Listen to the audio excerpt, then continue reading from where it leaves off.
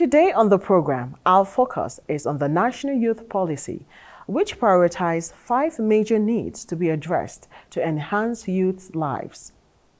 These key areas include the impact of globalization, access and use of communication technology, the impact of STDs and HIV/AIDS, intergenerational issues in an aging society, and the youth perpetrators and victims of armed conflict.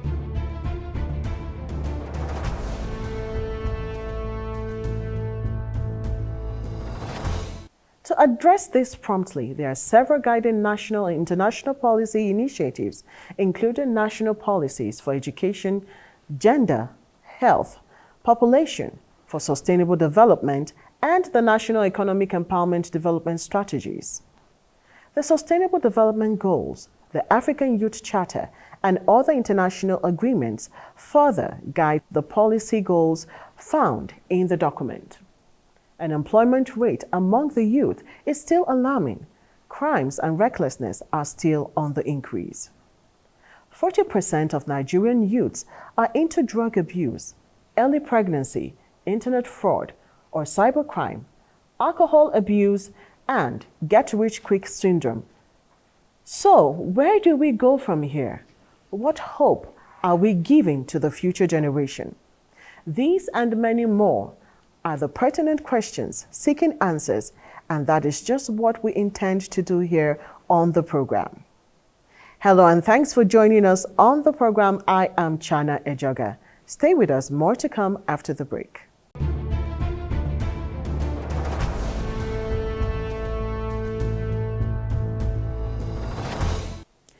Welcome back if you're just joining us. This is Policy Focus. Before we continue into the conversation, news update is next.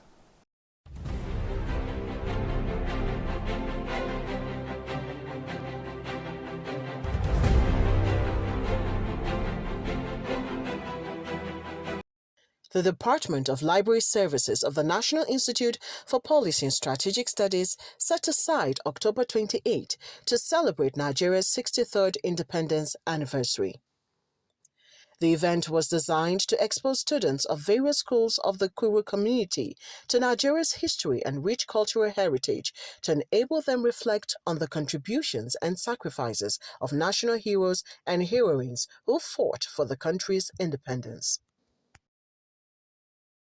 In his speech, the Director General of the National Institute for Policy and Strategic Studies, Professor Ayo Omotayo, appreciated the representative of the Honorable Commissioner of Education and stated that NIPSS recognized the importance of children in the development of Nigeria. I appreciate his sending you here to represent his office.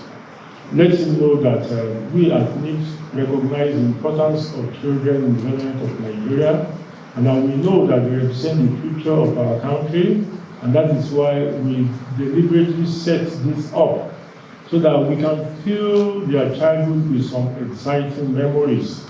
Imagine a child going from primary to secondary school without having any exciting memories of places different from their various school compounds. Their memories of the past will not be filled, and that is why we decided to organize this event. I remember as a child the events that our teachers took us to, and the fun part of what made my life what it is. The event, which started with a short documentary on the political history of Nigeria, was followed by a guided tour to the NIPSS Nature's Garden. An exhibition was held showcasing a collection of historical artifacts and pictures depicting how the country evolved as a nation. My past DGs. One sitting there coordinating the program is the present one, but right here are the past ones. Some are late, while some are still alive, but they are past DGs. Organizers of the event, as well as staff and children of the schools present, have this to say.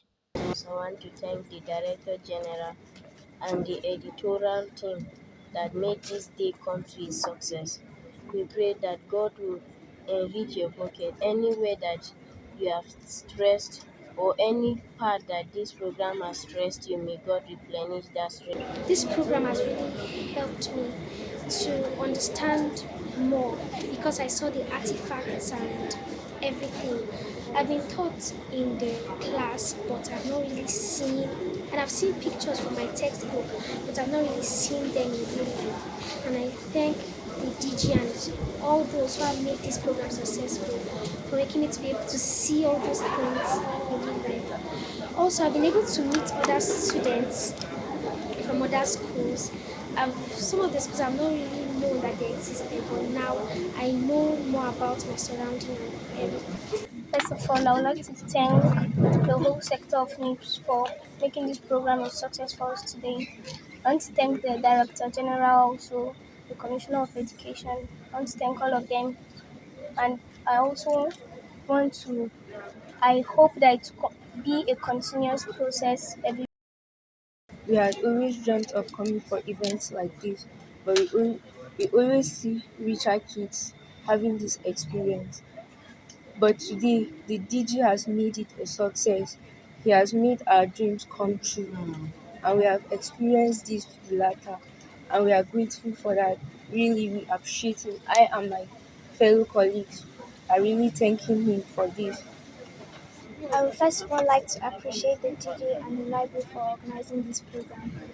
Personally, I think that the experience was wonderful, and from the documentary, from the tour, and the program at large, I've learned a lot. I plan on being president one day, and I know that I've gained a lot from this program, and that the knowledge I've gained here will really help me. It was impactful and educative. I learned a lot. Making history and ICT together gives a better picture of the history of Nigeria. And then I really want to appreciate the organizers of the program. They did well, and I pray they do more in the future. I am a history teacher, and then some of the things I saw here were amazing and overwhelming. And then I'm happy because I will have a story to tell my students. So what are your expectations on forward? Okay, I'm very grateful for this opportunity to grace this occasion and for my students. And so I will like to see more of this. Oh, I'm actually overwhelmed by this event. Somehow we never thought of it, but I want to appreciate the Director General, Professor Ayo Motayo, who actually brought up the idea and he encouraged us. At first, my team were balking at the idea, thinking it was going to be very difficult. I need someone to do projects, but they encouraged us and said, look, this thing is doable. And with his encouragement, we went ahead. And a lot of work behind the scenes. They had support. Okay? Hospitality, the media, the transports. A lot of work behind the scenes went into this program. I want to thank God for the success. I'm actually overwhelmed and overjoyed with what has happened here today. Okay, the experience is great. Honestly, I least expected what I would see. I want to believe that this is a collection. Students come and learn about the history of Nigeria, and also it has also created a kind of synergy between the Plateau State Ministry of Education and NIPSS. Yes, because all of them are partners in progress towards the development of the students. Thank you. Schools in attendance were Peculiar International College Trade Center, Government Secondary School, WARC, Government Technical College, Bukuru, Plateau State Polytechnic Academy, Kuru, Government Secondary School, Kwata, and St. John Bosco Science and Technical College, Kuru. Chana Ejoga, reporting for NIPSS Policy TV.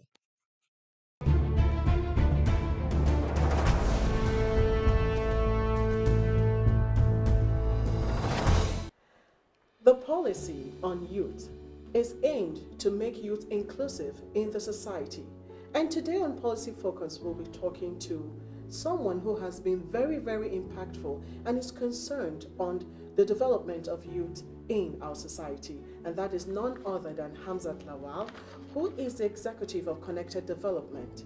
It's good to have you on the program, sir. Thank you for having me. Okay, so let's delve right in. So can you tell us what is the impact of globalization on the Nigerian youth? Well, you know, now the world sees us as a global village, and I would like to use 3 case studies. So we have the United Nations framework policy that engages young people, and it's clearly stated that it's from 16 to 24. So the UN recognizes youth from 16 years to 24 years. But the African Youth Charter under the African Union is from 18 to 35. So if you're between the age of 18 to 35, you're a youth according to the African Union. But now, coming back to Nigeria, before now, every African country adopted and localized the African Youth Charter. But in Nigeria, during the last administration, the Minister of Youth and Sports came up with a new policy that says it's 18 to 29. And what this had done is to displace a lot of young people who see themselves as youth in the age bracket of 30 to 35. And that's why I always argue with my friends that, don't call me a youth, because the youth policy in Nigeria says once you're above 29 years old, it means you cannot benefit from some government intervention. But the sad reality is it is contradictory to the African Youth Charter. But I'm excited. I'm excited because there's an opportunity here where we have a new government. We have a new Minister of Youth. And I'm really excited about the appointment of this minister, because when she brings a vast knowledge and experience of the Sustainable Development Goal, being an aide to the current governor of Kwara State, so she understands youth mainstreaming, she understands, galvanizing action and having young people be partners towards progress. So, and I also know there's a new policy to get 1 million young people, give them digital knowledge. So as we look at the global village, we must see ourselves as youth playing a role where we, one, bring skills, knowledge, and value that helps Nigeria to increase the gross domestic product. Wow. That was actually my next question, which has to do with technology, communication skills. So how can our youth have access and use of communication technology effectively? Because right now we have youths that are delving into it on the negative. We have fraud, internet fraud, and all that. So how can our youth have access to communication technology that can be used appropriately? I like the fact that you talked about efficiency or effectively. First, we must also recognize and understand that digital tool is a platform. So you can choose to use it positively or negatively. But I think what's important as a society is our value. If our value depicts morality, then we would use this platform, one, to bring value to society, make income, and also make our country look good. But I also think that we need to also understand that even if a small demography is using it negatively, they should not reflect badly on other young people out there. So we don't continue to profile, innocent young people and then, continuing this whole debate of police brutality, because what this has done, it has created a trust deficiency within our society. But most importantly, I think that we need to sell a narrative that there's an opportunity here. And in leveraging on those opportunities, we need to get, for instance, the Ministry of Information Technology to give more rights of way, where we would have more internet penetration. So, because the cost of internet is high. So if you want young people to leverage on technology, you must, bring down the cost of internet. And, we talked about, the opportunity of a global village. I know a lot of young people who work for technology giant companies, but they're here in Nigeria. How can we ensure that even if they're back home, and this would help us also tackle this whole Japa syndrome. Yes. How can they work and live in Nigeria, work for, Fortune 500 company, but most importantly, we get tax from them. Today, government is talking about, we don't have revenue, and we need to make more revenue. But first is to put in place, a policy that, one, brings down the cost of internet access, provide opportunities for young people, upscale their skill, and then, this also forms patriotism, because they now feel a form of ownership to the project and the vision of Nigeria. So again, I think if we can, center our values around this, then we can help even roll back on some of these other young people who have leveraged on the negative aspect of internet or technology penetration within the continent. Another key aspect that was just to mention, and you mentioned it in your response, was the Japa syndrome. Yeah. We have a lot of potential youths who have been educated, probably here in Nigeria or not here in Nigeria, who are just zooming out. How do you think the government or this policy can help in curbing that, the Japa syndrome? Now, we need to look at this from an opportunistic point of view. So when you look at the people in diaspora, on an average every year, they bring back $20 billion. Wow. So if we have young people trooping out of the country, let's say, what does Nigeria contribute to the global economy? The only thing we contribute is selling our crude oil. Beyond that, there's nothing that gives us FX apart from selling our crude. So the countries like Philippines, what they contribute to the world, is the value they bring is service. So if we see this as an opportunity, then we can build skills, upscale skills, and export them. So rather than saying Japa, we would say rather we'll try, because see, the World Economic Forum is saying that 6 million new jobs would be big on technology. And this would bring about $6 trillion. And in another 5 years, it's going to double.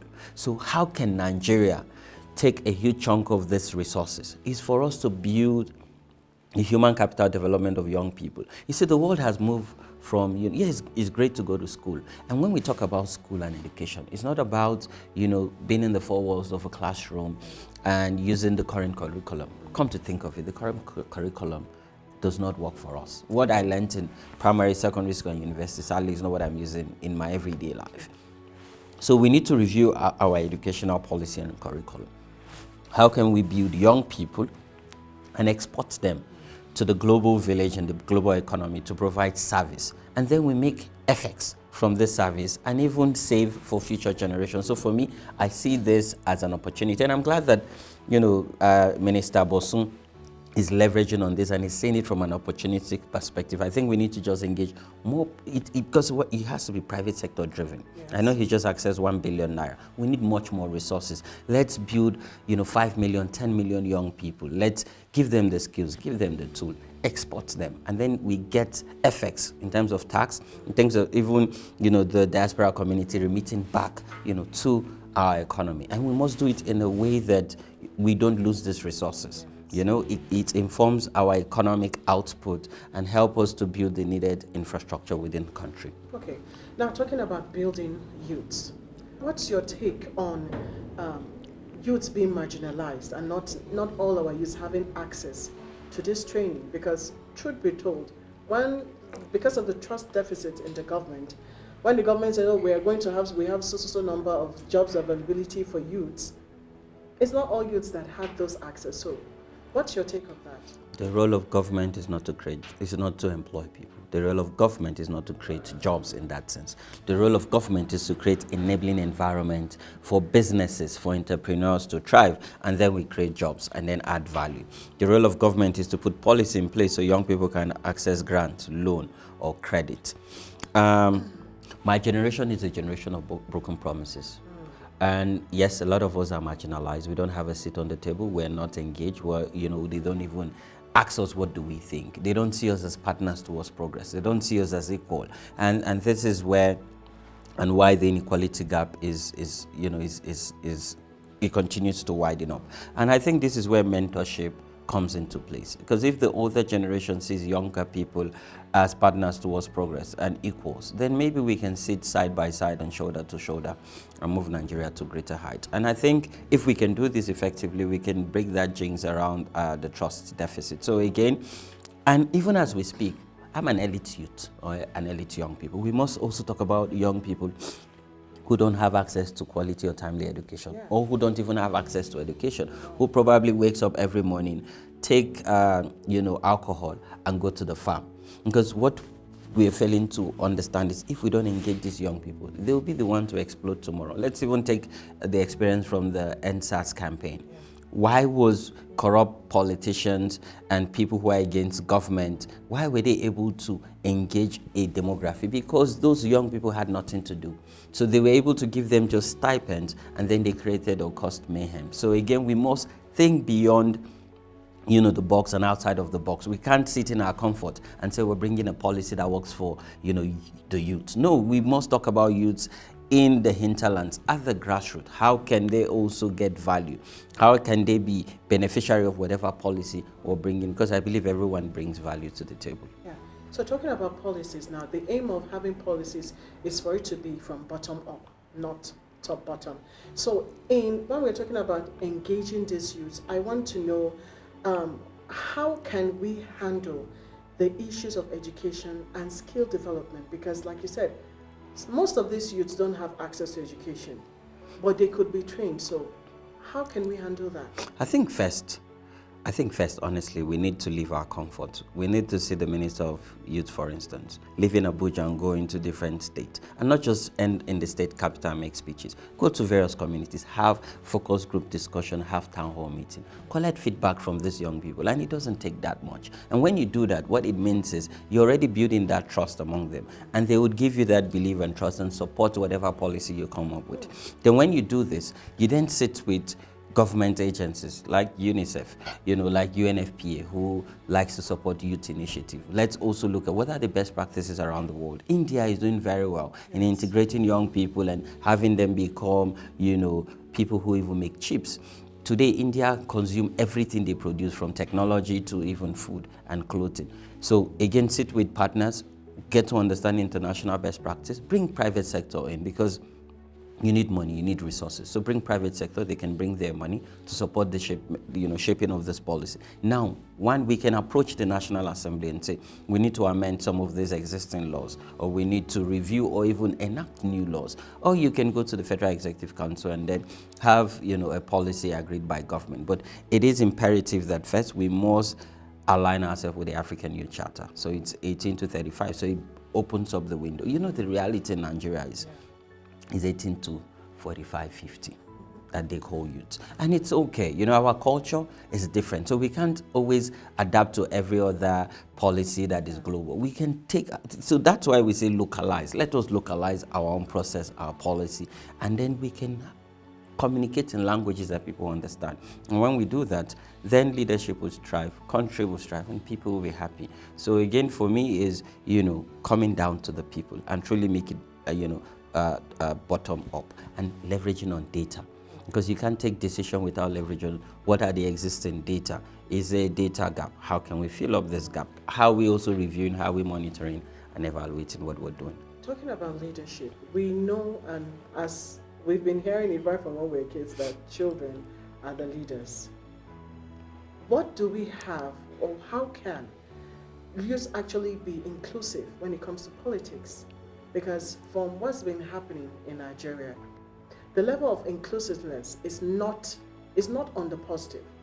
It's kind of negative. Like you rightly said during the NSAS, how can youth actually be a part of our politics positively? I think we need to be conscious and deliberate in terms of putting in place leadership succession plan. Because you see a lot of other politicians and office holders, they don't think about the next 50 years. They don't plan and think about the next 100 years.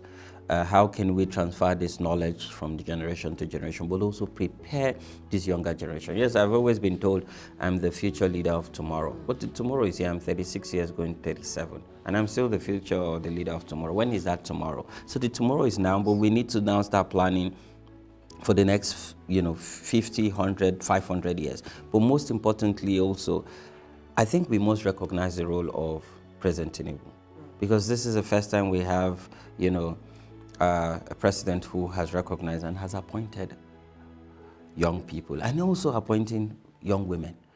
Our Minister of Youth is 37, one of the youngest, in our democratic setting. So I think that we need to encourage and appreciate him, but also ask for more, because as young people were saying, yes, we're not saying 50-50, but give us 40% of government. And come to think of it, the outcome of the 2022 general election was informed by young people. And speaking about politics, we need to actually reshape our politics, because sadly our politics is heavy on money. How would you expect an NYC graduate to procure a form of 10 million naira? Where would he or she get it from? So that's why when you politicians bring money or collect money from money bags, you know, and then they go into an election, they win. The first thing is to recuperate that money, and that's why we have abandoned projects. That's why there's high level of corruption, and morality has taken the backseat. So again, as a society, we must tell ourselves the truth and say we must do away with money politics. Let's look for people who want to serve, because politics is about service to people and to nation. Okay, so we've been talking about the national policy on youth, and it's getting deeper and more interesting. But we'll take a break and we'll be back shortly. Stay with us. Keep watching. Keep watching. Keep watching NIPSS Policy TV.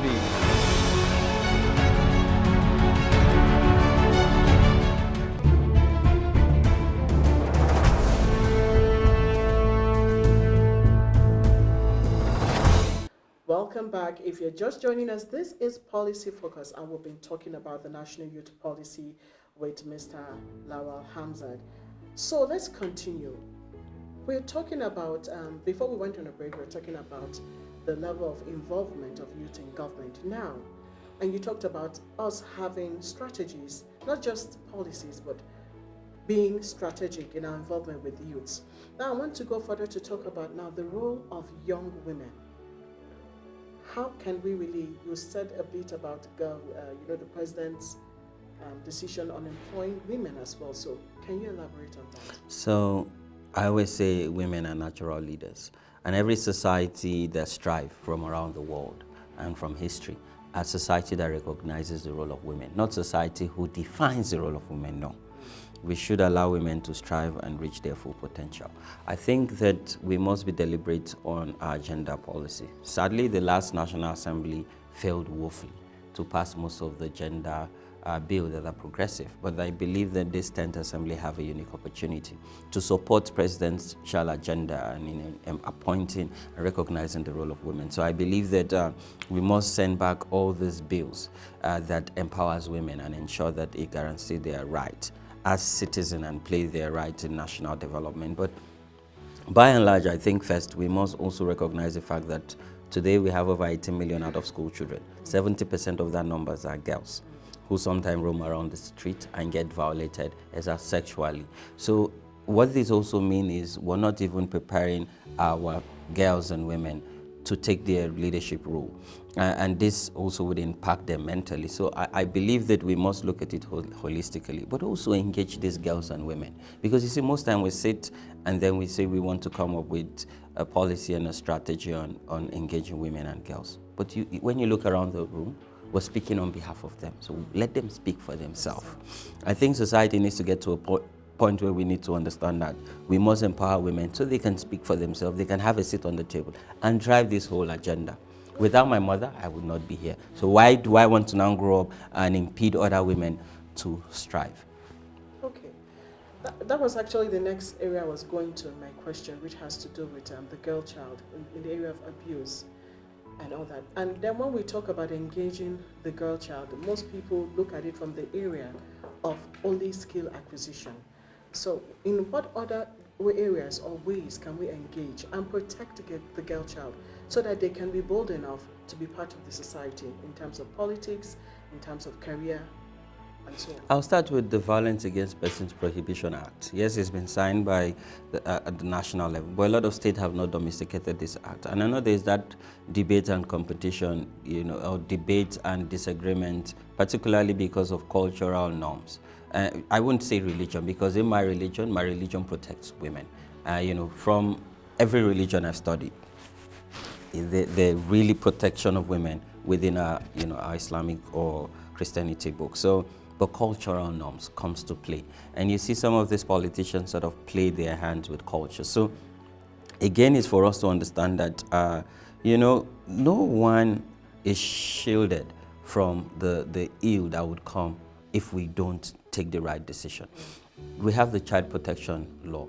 How many states have domesticated it? How many states have put in budget? So beyond just having these laws, you must also budget it. So budget for it, provide resources for it, so that these monies would be used to prepare girls and women and provide them with enabling environment and safe spaces. So you want girls to learn. Do you have water facilities within the school environment? Do you have toilet facilities?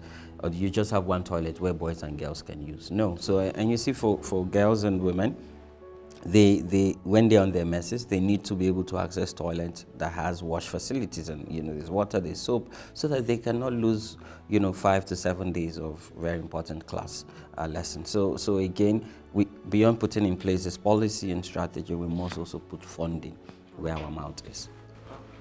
I like where you ended it with saying putting funding where our mouth is. Now, another area that has plagued our youth is the area of drug abuse. What's your take on that? This is now the current pandemic that is faced with us, and if we don't tackle it, it will literally consume each and every one of us. You see, a lot of people say it's none of my concern. The sad reality is, you see, crime is tied to substance abuse. And when you also look at even electoral violence, it's tied to substance abuse. Yes, I must commend the leadership of NDLEA, but I think we need to do much more. And we need to even do, a joint security architecture around it. Not just leave it for, drug law enforcement officers, but police plays a role, the military plays a role, custom and immigration. How are they importing some of these goods and transporting it from one end of the country to another end of the country? Because this is a big cartel. There's a big cartel here. So government needs to be very proactive on this, because this is literally making society a menace. And I think that we need to start coming up with programs, because you need to rehabilitate some of these young people who are hooked on drug. You need to rehabilitate them and try to reintegrate them back into society, and then engage them in a meaningful way that they will not go back to their old ways. Now, talking about rehabilitation, I don't think the government is doing enough regards that. And I know some private sectors have stepped in, but what kind of I just want to know, rehabilitation, and some of our rehabilitation facilities don't really seem to have what it takes to put these people aright and then put them back into the society. So what can really be done in terms of rehabilitation? First, we must not see this from a point of procurement or from a point of now giving license to private rehabilitation center, because this is what killed our education. A lot of older people are a product of public schools, public facility, but right now, people feel more comfortable taking their wards or children to private facilities. So again, in terms of rehabilitation, let government own and run this facility. Let them put in the necessary manpower, put in the necessary funding to have this programs to have this rehabilitation center. Because if we say, we want to give license and have private facility, then it becomes a business. It becomes a vicious circle, where people are making money from both ends. So then families will now say, I think it's even cheaper for our kids to be a drug addict, rather than paying so much money to get them rehabilitated and reintegrated into society. So I think government needs to be very clear and proactive, but also use young influencers. A lot of young people relate with musicians and celebrities, but we need to also filter them and look at who are role models amongst them that we can use to sell this message. I think one other menace is betting, and it goes hand in hand with substance abuse. So again, I think we need to have very strong regulation around betting, because the adverts on betting is crazy. Yeah. Like it's all over your face on social media, even on mainstream media. So I think we need to be deliberate. If not, we'll be plunged into another menace again. Do you think the government is putting in effective regulative measures to curb some of these menaces in the area of drug abuse, in the area of sexual abuse, and the likes? I think we're not doing as much as we should. I think we're just providing lip service. I want to give President Tinubu, I want to give him an opportunity. Yes, he's just been in office for less than 6 months. So in another 6 months or so, I would have to come hard on him, because he made clear campaign promises, and he must follow through with those promises by putting in place action policies and putting the right people to drive them. So, coming to the conclusion of this segment now, what are your words to Nigerians out there? As young people, our time is now. There's a renewed hope. There's a renewed opportunity. For those of you who wants to go into public policy, go into politics and governance, the time to start is yesterday, and the second time to start is now. If you're running in 2027, don't wait 1 year, 2 years down the line. You have to start now. But we also need to understand that public service is service to our people. And I think Nigerians need to be patriotic. We can all disagree. But what's important is Nigeria must come first. Yes, maybe your candidate did not win, but that should not be the end of Nigeria. So I believe that each and every one of us is government in our own right. And for government to succeed, we must play our part in supporting our government, because that's what patriotism is all about. You've heard it, that our role is playing our part, because that's what patriotism is all about. Thank you, sir, for coming on the program. We really, really appreciate your contributions on today's program. Thank you so for much, having sir. me. Thank you. So this is the much we can take on Policy Focus. We'll be back shortly. Stay with us.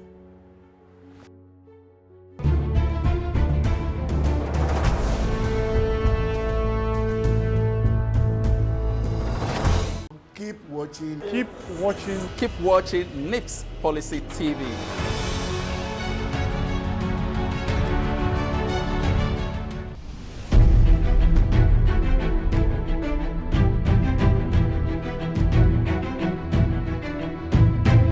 By building more companies to employ more youth, at least without it to help reduce crime scenes in Nigeria. If government can help business people with loans, to help improve their business, it will go a long way. You can't just be in Nigeria here, calling yourself a graduate without having a skill or something. There are a lot of things the government can actually do to empower youths on their skills. Like now, talking about ITF for instance, ITF are really trying.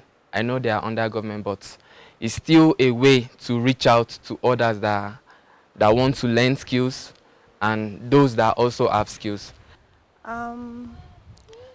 Employment is a necessity in this country, and also the rate of dollar now is really affecting almost everything in the country, even the salary, whereby you go to market, you find out that you can't even buy what you budgeted for, because you find out that the price has gone up because of the increment in dollar rate every day.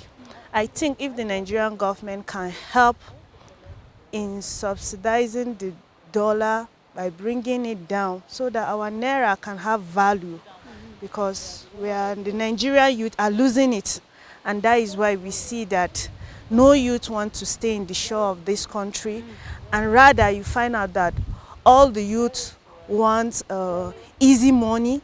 You find out that the youth are going into Yahoo.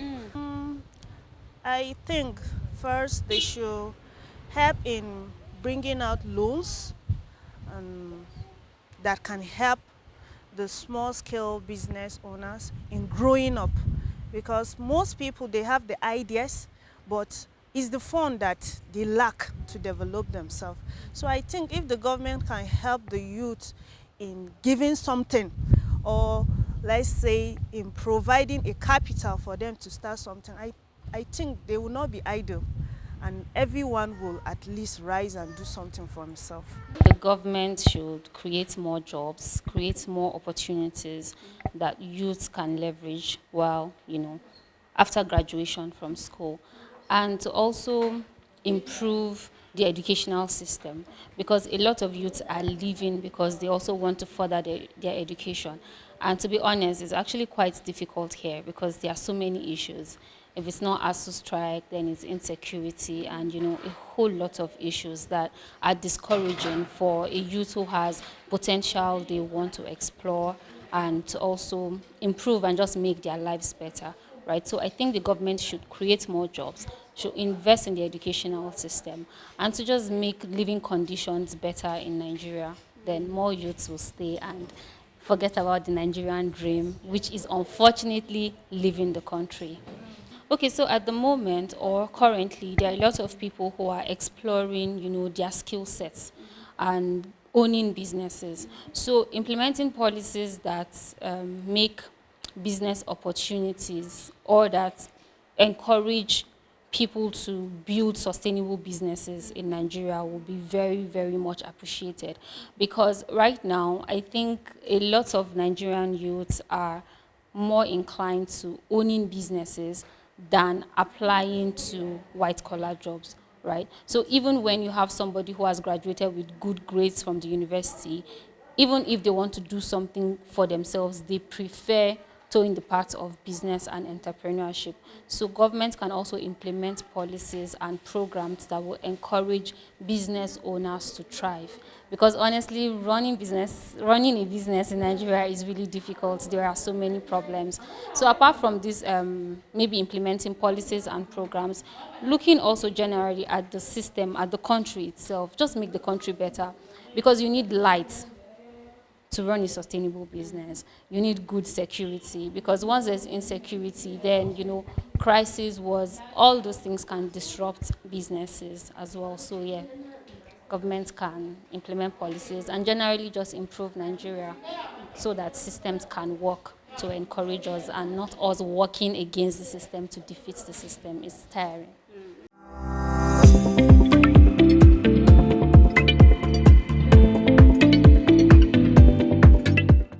The National Institute for Policy and Strategic Studies, NIPSS Kuru, organized a pensions training workshop for staff of the National Institute. The workshop, which is meant to keep the staff abreast with the knowledge of the necessary transitions in the pension scheme, had in attendance the Director General NIPSS Kuru, who was ably represented by Brigadier General CFJ Udaya Emenai, Secretary and Director of Administration. Professor Fumi Paramalam MNI, Director of Studies, Director of Research, who was ably represented by Professor Fua Leonard MNI, and Professor Jane Ande, Director Staff, and other staff of the Institute. While delivering a speech on behalf of the DG, Brigadier General CFJ Udaya MNI stated that it is apparent to address and educate staff on the advanced regulations and policies in the pension scheme. Even people who have been working in various pension offices, not only in the National Institute, but in other government establishments, are not averse with some of the new regulations or some of the new things that have come up within the pension policy arena. And not to talk of staff themselves. If people who work in pension offices all over the country don't know these things, how much less staff? Speaking at the workshop, the Director of Studies expressed profound gratitude to the Director General for organizing the training in order to solve the vagueness in the pension scheme. The first thing I'd like to do is to express profound gratitude to the Director General in absentia for seeing it fit to have this kind of training. And I think it's important to give kudos to Professor Jean Anke, who spearheaded this training when she came on board. And I think it's something that the National Institute staff have been looking forward to for a very long time. There's a lot of haziness, vagueness, and almost secrecy around pensions, pension rights. A lot of us, including myself, don't really know exactly what the term is all about, what our rights are, what are the details, how to access them. And so I think it is very, very critical, particularly at a time like this in our national economy, when we know there is a downturn. The representative of the Director of Research has this to say. Count yourself very privileged today to know much about your tomorrow.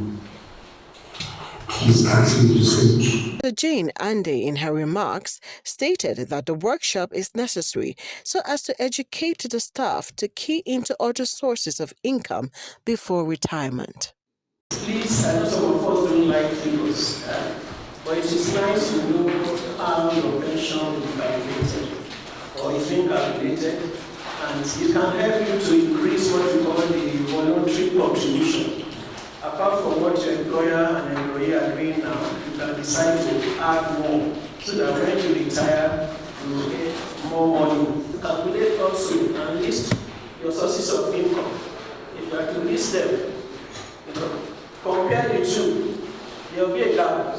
something there will be a difference. Very likely, your expenses might be more than your income. Very likely for a retired person. So the question is, where will you get the difference from? Will that now kill you very slowly when you start living a substandard life? Chana Ejoga, NIPSS Policy TV.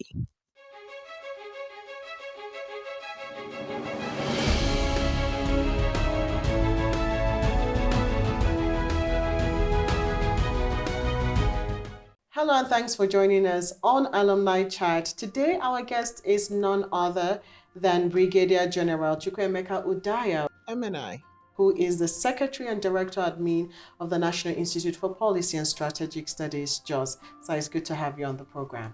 Good to be here too. Welcome. Thank you. So can you tell us what has been your background in the military and how did you rise through the ranks? Well, it's a long history. I was a barrack boy. My parents were, or my father was a soldier, later commissioned an officer, so I lived all my life in the barracks. I went from primary school to the Nigerian military school. I finished military school in 77 to 82, correct. 82, then I went to the university, was commissioned second lieutenant, and from there, all his history, I rose to become a brigadier general until my retirement. Yeah. I can imagine how those experiences have been and how you have been able to conquer, because I know the military journey is not something that is smooth. It's quite tough. Yes, you can say that. So can you tell us, what was your experience when you were a participant at the National Institute? Well, the National Institute is a very unique place to be. I didn't know what to expect when I came actually as a participant. I came with a very open mind to learn, and before coming to the National Institute, in all of my training in the military, it has been purely with fellow soldiers and all the rest in military institutions. But coming to the National Institute was a different bottle of game. Training with civilians, being led by civilians, and it was something very interesting, Those of us with the military background didn't find it difficult to pull along, but a lot of our colleagues from the civil thought, okay, the place was being regimented. But I think by the end of the course, they all appreciated the form of discipline. I prefer to say discipline and order rather than regimentation. Because in order to become leaders, you need those discipline, you need those order. And then the strategy, you need a lot of discipline in order to implement strategy. So I think the National Institute is a very unique place, and I thoroughly enjoyed my time here as a participant. That's good to hear. So can you tell us, with this experience, how has it impacted on your person and on your career? Okay, that's one unique thing about the training in the National Institute, because it prepares you for not just leadership within your own organization, but leadership within the larger society of Nigeria. So I found out that it was easier then, it was easier to now have classmates across ministries, departments, and agencies. I have friends across ministries, departments, and agencies. So at Army headquarters, because I was posted to a resource center, which is at Army headquarters then, immediately I left here, it was easy to relate with people from civilians, things that I not that it was a difficult thing then, but I think I found it a lot easier, a lot smoother. And I know that we are all working for the same government, for the same nation, for the same purpose, So like my first assignment when I left NIPSS, I was the Director, Library, Archives and Research of the Resource Center. The Resource Center didn't have the library, the Army Museum then was not registered with the National Museums and Monuments, So it was my leading. I had to approach the Director General of the Museums and Monuments, and that was when the Nigerian Army Museum was registered and brought up. So you can see that unique, it was the training from NIPSS that gave me that leverage to do such things like that. Oh, that's very interesting and good to know. So the NIPSS Policy TV is something that started newly and is the brainchild of the Director General, or rather initiated by him. And so what's your take on that? How would you want the association to contribute to its growth? Okay. Over the years, a lot of policies have been written by the National Institute, developed here at the National Institute, either as participant work or early reports by participants. And we've been having issues about uptake of such policy output from the National Institute. Okay. And over the years, we've been brainstorming on how to get these things done. I told you that Professor Motayo does things in a very uncommon way. Nobody had ever fathomed the idea of a TV. In fact, on a matter of fact, we had a retreat here for, I can't remember the name of the organizations, and they offered us radio and TV license, but we didn't see the use. They offered us on a platter of gold, radio and TV license, we didn't see the use. But he came and he thought that, okay, one of the best ways to ensure that policies from the National Institute is in the front burner, is in the face of policymakers, every day being discussed on national TV. It's in the face of Nigerians, not just policymakers, in the face of Nigerians, was to have a TV. Magical. Under 1 year, the TV is up and running. And I tell you, a lot of people are saying so many wonderful things about the TV. I have friends all over the place. I think the Alumni Association of the National Institute can help sustain this TV because, one, a lot of them are occupying very strategic positions in the country. They can come to the National Institute TV to propagate policies from their portfolios, from wherever they are, so that people can get to understand what's happening in their own spheres and all the rest. Aside that, many of them have the resources and the means to support the TV. So that it can expand its reach, expand its coverage, and instead of what we are doing right now, 1 hour daily, we can have 24 hours policy TV running. And I think that would be the most interesting thing that will happen to policy and strategy in Nigeria, especially decision making at the strategic level. That's very awesome to hear. Now, lastly, what is your words to youths out there, especially people who have heard your story and would want to become like you? One thing I want to tell is a lot of young people, I've met a lot of young men, young women, and I think that they're in a hurry to arrive. There's no shortcut to the necessary things you need to do. There's no shortcut to hard work. And I think that the best advice I'll give them is to be patient, to be disciplined, to be dedicated, and above all, to be very well focused. That's just the advice. Wow. You've heard it from the SDA himself. You have to be focused, you have to work hard, and you have to just go through the process. So it's good to have you on Alumni Chat. Thank you for your time. Thank you very much. I appreciate being here. You're welcome. That's all we have today on Alumni Chat. Let's get back to the program for more.